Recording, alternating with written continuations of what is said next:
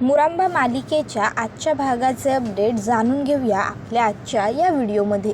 चला तर मग मित्रांनो, अजिबात वेळ वाया न घालवता सुरुवात करूया आपल्या आजच्या या व्हिडिओला. तर आता आपण इथे पाहतोय की शशिकांत मुकादम हे साईला भेटायला आलेले असतात.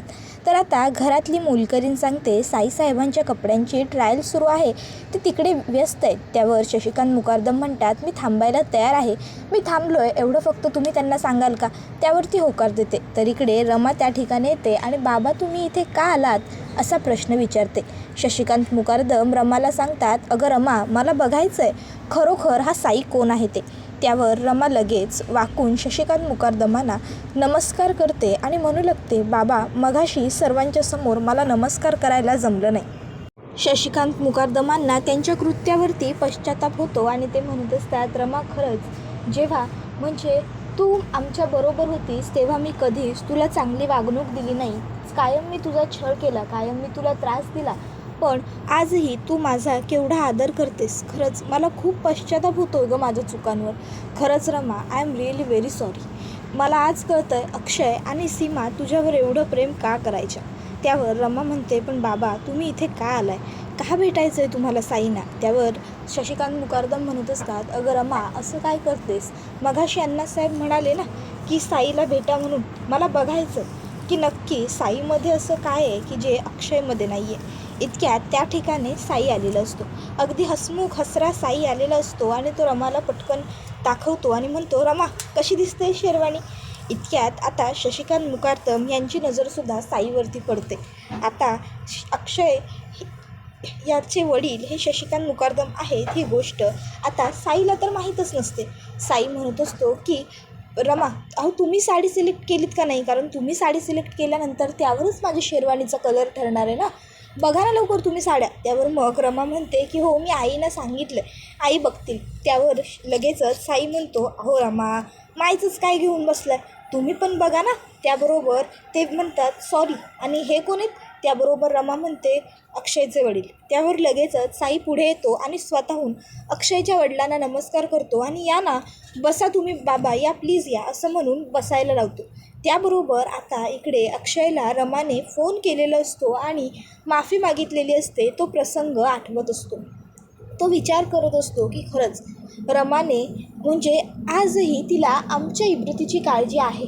आजही आमचा अपमान केलेला तिला कोणीही आवडत नाही. हे रमाचं आमच्यावरचं असलेलं प्रेमच तर आहे ना. त्याबरोबर इकडे आता अक्षय जो आहे त्याला रमाचा फोन येतो आणि त्याला फोन आल्यावर मग आता तो म्हणत असतो, अगं रमा इट्स ओके, तू सारखं फोन करून सॉरी म्हणायला हवं, असं काहीही नाही आहे. त्यावर रमा म्हणत असते, अहो मी काय म्हणते ते एकदा ऐकून घ्याल का तुम्ही? बाबा आले तिथे. हो बाबा, आणि त्यांना साईंशी बोलायचं आहे म्हणे. साई आणि ते एकत्र बसलेत, शब्दाला शब्द लागून विषय वाढेल, त्याआधी तुम्ही इथे या. अक्षय लगेचच रमाला म्हणतो, बरं ठीक आहे, मी येतो, तू काळजी करू नको, ठेव फोन. आणि मग अक्षय लगेचच फोन ठेवतो. तर इकडे शशिकांत मुकादम हे साईला म्हणत असतात, हे बघ साई बाबा, मला सगळं मान्य आहे, तुझं सगळं छान आहे, तू सगळं उत्तम आहेस, पण काय आहे ना, रमा ही कायम अक्षयची होती, अक्षयची आहे आणि अक्षयचीच राहणार. मी तुझ्यासमोर हात जोडतो बाबा, त्या दोघांच्या मध्ये येऊ नकोस रे. त्याबरोबर साई म्हणत असतो, काका तुम्ही बोललात ना ते मी सगळं शांतपणे ऐकून घेतलं, मान्यही करतो, पण आता मी काय म्हणतोय ना ते तुम्हीसुद्धा शांतपणे ऐकून घ्यायचं. आणि मग तो म्हणायला लागतो, हे बघा, मी रमांवर ना कोणत्याही पद्धतीची जबरदस्ती केलेली नाही किंवा बळजबरीने तुम्ही माझ्याशीच लग्न करा असा हट्टहासही धरलेला नाही. त्या स्वतःहून माझ्याशी लग्न करायला तयार झालं, कळतंय का तुम्हाला? त्यावर शशिकांत मुकादम म्हणतात की हे बघ साई, अरे तरी पण रमा अक्षयची आहे ना, तू मित्र म्हणून तिच्याबरोबर राहिलास, तू तिची साथ दिलीस, तू तिला समजून घेतलंस, मला सर्व गोष्टी मान्य आहेत की, पण तू त्यांच्यामध्ये येऊ नकोस. रमा आणि अक्षय एकमेकांसाठी आहे. त्यावर साई म्हणतो, काका हे असं फक्त तुम्हाला वाटतं, असं खरंच काहीही नाही आहे, रमा अक्षयची आहे वगैरे नाही हो, असं नाहीच आहे काहीच. त्याबरोबर मग आता शशिकांत मुकादम हे साईला म्हणत असतात की हे बघ, मी तुला प्रेमाने सांगतो, तू असं माझ्याशी कसं काय बोलू शकतोस? रमा अक्षयची होती, अक्षयची आहे आणि अक्षयचीच राहणार, कळलं ना? तू का उगाच माझ्या मुलाबरोबर स्पर्धा करतोयस बाबा, नको करू ना माझ्या मुलाबरोबर स्पर्धा. त्यावर मग साई म्हणतो, अहो मी आणि अक्षयबरोबर स्पर्धा कधीच नाही हां, कधीच नाही काका. अहो मी तर त्याला कधी माझा कॉम्पिटिटर मानतच नाही, त्यामुळे स्पर्धा वगैरे करण्याचा ना कधी प्रश्न येणारच नाही आम्हा दोघांमध्ये. कळलं का तुम्हाला? आणि राहिला प्रश्न रमांचा. तर रमाचं प्रेम मी स्वतःहून जिंकलं आहे. त्या स्वतःहून माझ्याबरोबर लग्न करायला तयार झाल्यात. हवं असेल ना तर अक्षयला सांगा की अजून 1 महिना बाकी आहे आमच्या लग्नाला. 1 महिन्यात रमांचं प्रेम जिंकून दाखव, कारण हे प्रेम जिंकणं वगैरे सहज कोणालाही सोपं नाही आहे. त्याबरोबर शशिकांत मुकादम म्हणतात, आणि जर अक्षयने 1 महिन्यात रमाचं प्रेम जिंकलं तर.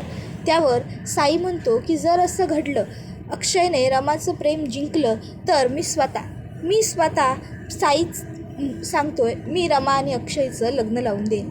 त्याबरोबर आता शशिकांत मुकादम म्हणतात, बघ हा. त्यावर साई म्हणतो, हो मी बोलतोय आणि मी ते करेनसुद्धा, कारण काय आहे ना, आता हे होणं शक्य नाही आहे. कळलं ना? रमाचं प्रेम जिंकायला मैदानात उतरावं लागतं, हे जाऊन सांगा त्या अक्षयला. समजलं ना? उगाचच्या उगाच फक्त घरात बसून काहीतरी बोलून नाही चालत. इतक्यात त्या ठिकाणी आता अक्षय आलेला असतो. अक्षय तिकडे येतो आणि म्हणत असतो, काय चाललं आहे काय तुमचं इथे? मी सांगितलं होतं ना काहीतरी चुकीचं पाऊल उचलू नका, मग इथे तुम्ही कशाला आलात? काय काम होतं तुमचं इथे? त्यावर शशिकांत मुकादम लगेचच आता अक्षयला म्हणतात, अक्षय साईला चॅलेंज दे.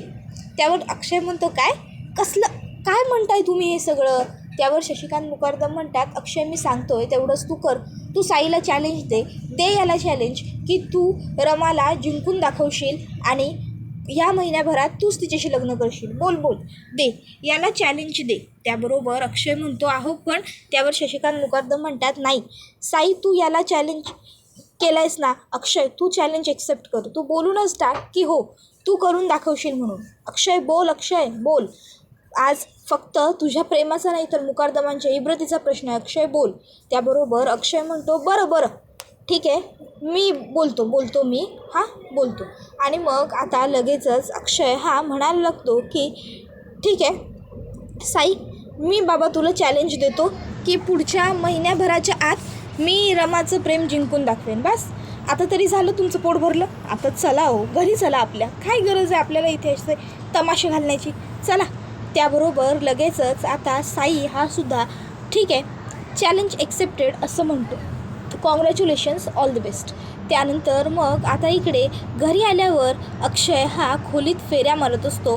तर आता लगेचच आरोहीला तो इशारा करतो, बघ. त्याबरोबर अक्षयसुद्धा आरोहीला इशारा करतो की तुझ्या आजोबाकडे बघ. त्याबरोबर आता आरोही म्हणते, बाबा काय झालं आहे? मग लगेच अक्षय सांगतो की हे जाऊन त्या रमाच्या घरी ते साईला चॅलेंज करून आलेत की लग्न करेन म्हणून मी रमाशी. कसं जमणार आहे हे? कसं होणार आहे हे सगळं? त्याबरोबर मग आता लगेचच इकडे शशिकांत मुकादम म्हणायला लागतात की हो केलं मी चॅलेंज केलं ना, मी नाही म्हणतच नाही आहे, मी केलंच चॅलेंज. पण मी चॅलेंज केलं म्हणून याने काय केलं, याने असा घाम पुसत आला होता तिकडे आणि ह्याने चॅलेंज असं घेतलं. हे असं कुठे असतं का? ह्याला एवढा घाम फुटला त्याने चॅलेंज दिल्यावर. त्यावर अक्षय म्हणत असतो, तुम्ही विसरत असाल तर तुम्हाला आठवण करून सांगतो, तुमच्या मुलाला ना BP आणि शुगरचा त्रास आहे, त्यामुळे मी असं आहे, समजलं? त्याबरोबर आता शशिकांत मुकादम म्हणतात, अरे पण मग हे असं राहून कसं चालेल, रमाला जिंकायचं आहे ना. त्यावर अक्षय म्हणतो, मी असा आहे आणि मी असाच आहे, समजलं ना तुम्हाला? उगाचच्या उगाच तुम्ही काहीतरी बोलू नका. त्याबरोबर लगेचच अक्षय म्हणत असतो की तुम्ही ना. त्याबरोबर आता लगेचच शशिकांत मुकादम म्हणतात, बोल ना काय? त्यावर अक्षय म्हणतो, तुम्ही या सगळ्यात आता पडू नका, मी कसं जिंकायचं वगैरे ते माझं बघतो. त्यावर आता लगेचच आरोही म्हणते, बाबा अरे पण आजोबांचं ऐकावं लागेल ना जर आपल्याला जिंकायचं असेल तर थोडंसं तरी. त्याबरोबर अक्षय म्हणत असतो, नाही नको ऐकू यांचं, तूही नको ऐकू आणि मीही नाही ऐकणार आहे, कळलं का तुला? त्याबरोबर आता मग हरशील तू, असं शशिकांत मुकादम अक्षयला म्हणतात. त्यावर अक्षय म्हणतो, ते मी माझं बघतो, समजलं? मी हरेन की जिंकेन ते माझं बघतो, पण तुम्ही ना दोघंजण या सगळ्यात पडू नका रे, नका ना पडू तुम्ही दोघं, कळलं का तुम्हाला? आणि मग आता पुन्हा एकदा अक्षय तिकडनं निघून जातो. आता अक्षय तिकडनं निघून गेल्याबरोबर मग शशिकांत मुकादम म्हणायला लागतात की आपल्याला काहीतरी करावं तर लागेल. तर आरोही म्हणते, बाबा हरेल असं वाटतंय का तुम्हाला आजोबा? त्यावर शशिकांत मुकादम म्हणतात, हो मग हरेलच जर हा चांगला राहणार नाही तर. तो साई कसा मस्त डॅशिंग राहतो, हिरोसारखा हँडसम दिसतो, मस्त बोलतो, आणि तुझा बाबा बघ नुसता गबाळ्यासारखा राहिलेला असतो. हे असं कसं चालेल. त्याबरोबर मग आता आरोही म्हणते, आजोबा मग आपल्याला काय करावं लागेल म्हणजे बाबा पण तसा दिसेल, बाबा पण तसा राहील. त्याबरोबर शशिकांत मुकादम म्हणतात की काय करावं लागेल, आपल्याला ना तुझ्या बाबाचा मेकओव्हर करावा लागेल. म्हणजे तुझा बाबा असा दिसला पाहिजे की नाही की रमा तर अक्षयला बघून थांबली पाहिजेच, पण रमाबरोबर तुझ्या शाळेतल्या मॅडम पण. त्यावर लगेचच आरोही म्हणते, मॅडम काय आजोबा. त्याबरोबर लगेचच शशिकांत मुकादम म्हणतात, अगं तुझ्या शाळेतल्या मॅडम पण स्वतःहून तुझ्या बाबाला सारखं सारखं पॅरेंट्स मीटिंगला बोलवलं पाहिजे, कळलं का तुला. त्यावर आर्था म्हणते, हो चालेल आजोबा. त्यानंतर आता ते दोघंजणं अक्षयकडे आलेले असतात आणि अक्षयला आता ते सांगत असतात की आपण छान तुझा मेकओव्हर करूया. त्यावर अक्षय कानात बोटं घालून घेतो आणि म्हणतो, नाही मेकओव्हर वगैरे असं काहीही करायचं नाही आहे, मला नाही करायचं हे सगळं. मी कालही असाच होतो, मी आजही असाच आहे आणि मी असाच राहणार आहे, मला नाही करायचं हे मेकओव्हर वगैरे, कळलं का. त्याबरोबर आता आरोही म्हणते, बाबा अरे का कळत नाही आहे तुला, मी ना फक्त तुझ्याशी थोडीशी केसं विंचरते, हे बघ कंगवा हा बघ. त्याबरोबर आता लगेचच अक्षय म्हणतो, नाही नको विंचरूस तू माझे केस, माझे केस आहेत तसे खूप चांगले आहेत आरोही, बाजूला हो. आरोही म्हणते, बाबा मग मी तुला थोडंसं परफ्यूम तर मारून देते ना, हा घे परफ्यूम. त्याबरोबर अक्षय म्हणतो, नाही नको, मला परफ्यूमसुद्धा नको आहे, मी आहे ना तसा खूप छान दिसतोय आरोही, तू उगाच काहीही करायला जाऊ नकोस. त्यावर शशिकांत मुकादम म्हणतात, अरे अक्षय असं कसं चालेल, नाही चालणार असं, तू दिसतोस असं छान दिसतोस असं नाही रे, बघ तो साई बघ तो कसा मस्त दिसतो, आणि तू बघ हां. अरे मुलींना इम्प्रेस करायचं असेल ना तर वाघाची चाल लागते, वाघासारखं दिसणं लागतं, वाघासारखं रुपडं लागतं, नाहीतर तू आळशी बोक्यासारखा दिसतोयस, अशाने कसं होईल रे. रमा तुझ्यावर इम्प्रेस झाली पाहिजे, ती स्वतःहून तुझ्याकडे चालत आली पाहिजे. त्यावर अक्षय म्हणतो, या आधी मी असाच होतो आणि आताही मी असाच आहे, आणि रमा माझ्यावर प्रेम करायची असा होतो तेव्हा पण, आणि आत्ता पण ती माझ्यावरच प्रेम करते, मला ह्या सर्व गोष्टींची गरज नाही आहे. शशिकांत मुकादम म्हणतात, अरे तुला का कळत नाही आहे अक्षय, अशाने कसं चालेल, तुला जिंकायचं आहे का नाही.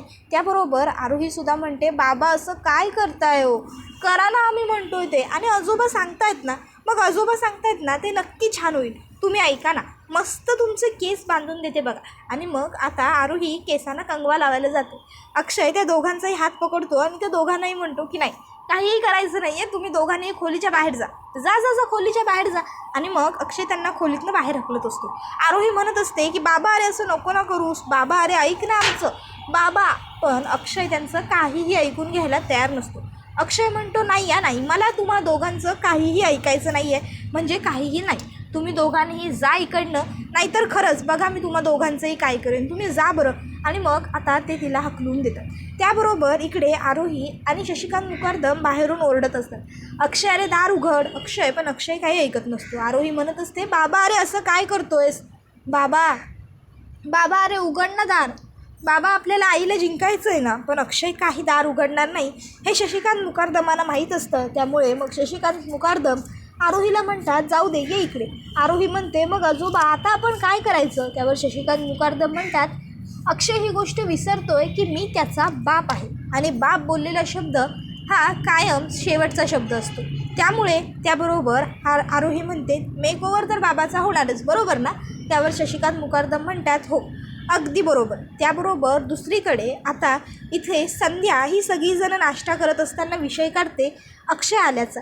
त्याबरोबर रमाला आता राग येतो. रमा संध्याकडे रागाने बघते आणि म्हणते, आई आहो. त्याबरोबर आता लगेचच अण्णासाहेब रमाला थांबवतात आणि म्हणतात, हो आला होता, अक्षय आला होता. त्याबरोबर मग आता संध्या म्हणत असते, मागणी घालायला आले होते ते.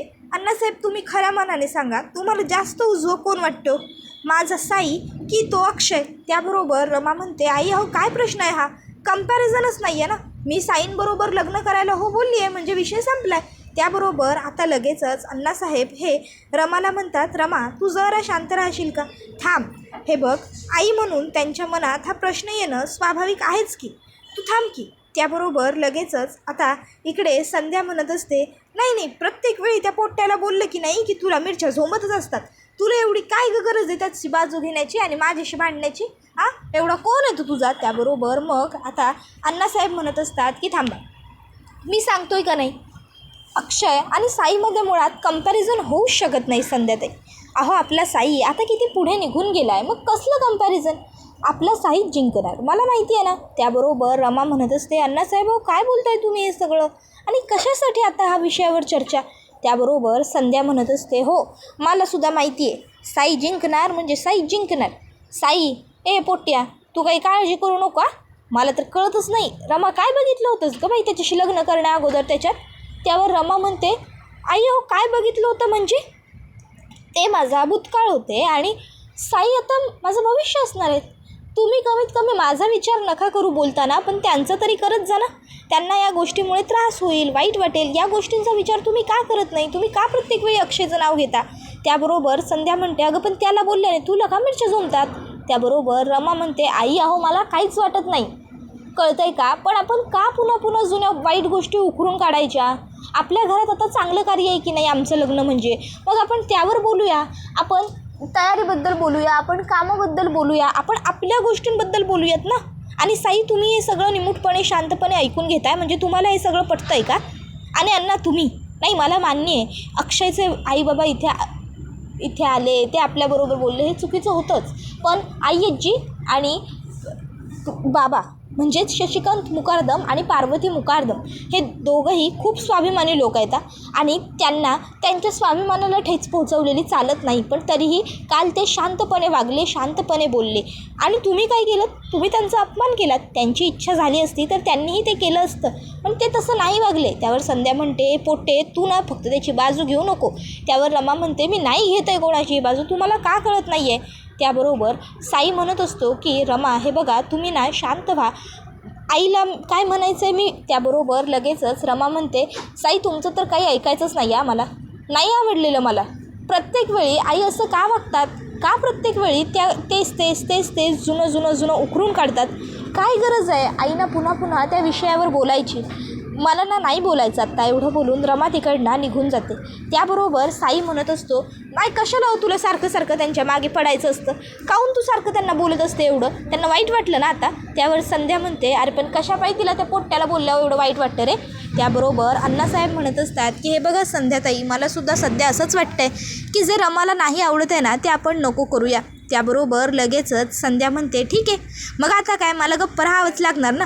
त्याबरोबर अण्णासाहेब साईला म्हणतात, साई तुला काय वाटतं या गोष्टींबद्दल? त्यावर साई लगेचच आता त्याच्या आईला म्हणतो, माय तू रमांना वाईट वाटेल असं सारखं त्यांच्यासमोर काही एक बोलत जाऊ नको बरं. त्यांना वाईट वाटलेलं मला नाही आवडणार आहे. कशा पाहिजे तू सारखं त्यांना बोलत असते? आता त्या चिडले ना माझ्यावर, आता बघ त्यांचा राग जाणार नाही आहे माझ्यावरचा, अशाच राग धरून राहणार आहे त्या माझ्यावरती. त्याबरोबर संध्या म्हणत असते, अरे पोट्ट्या, त्या रमाच्या मागे पुढे करण्यापेक्षा ना जरा त्या अक्षयकडे बघ, त्या अक्षयला असं भिडून दाखव त्याला की तुम्ही मर्दगडी आहे म्हणून, कळलं ना? चौगा त्या रमाच्या मागे करत राहू नको तू सारखा पोट्ट्या. त्याबरोबर आता साई म्हणत असतो, माय मी तुला आता पहिला आणि शेवटचं सांगायला लागलो आहे, पुन्हा तोच विषय मला नको आहे. पुन्हा तू रमाले अक्षयमुळे जर काही बोलली आणि त्या सारख्या दुखावल्या गेल्या ना तर मला ना अजिबात आवडणार नाही. प्रत्येक वेळी येते जाते तो अक्षयचा विषय काढते, काही गरज आहे का माय तुला प्रत्येक वेळी त्याच्यावरनं रमाला बोलायची? त्याबरोबर लगेचच आता अण्णासाहेब म्हणतात, जाऊ द्या तुम्ही दोघंही आता जरा शांत व्हा, सोडून द्या तो विषय. त्यानंतर रमा रस्त्याने एकटी चाललेली असते तर अक्षय गाडी चालवत असतो. आता रमा लगेचच म्हणते, अहो काय करताय? ड्राईव्ह करताय की अक्कल नसल्याचं प्रदर्शन करताय? त्याबरोबर अक्षय म्हणतो, अक्कल तर मॅडम मला आहे आणि माझ्या गाडीची बॅकसीटसुद्धा रिकामी आहे आणि जी तुमच्यासाठीच आहे. त्याबरोबर अक्षय लगेचच आता त्याचं हेल्मेट रिमूव्ह करतो आणि रमाच्या समोर उभा राहतो. अक्षय हा आता खूपच हँडसम दिसत असतो. रमा त्याला बघते आणि म्हणते, अक्षय तुम्ही? त्यावर अक्षय म्हणतो, हो रमा, तुझं प्रेम जिंकण्यासाठी मी पुन्हा परत आलो, खरंच.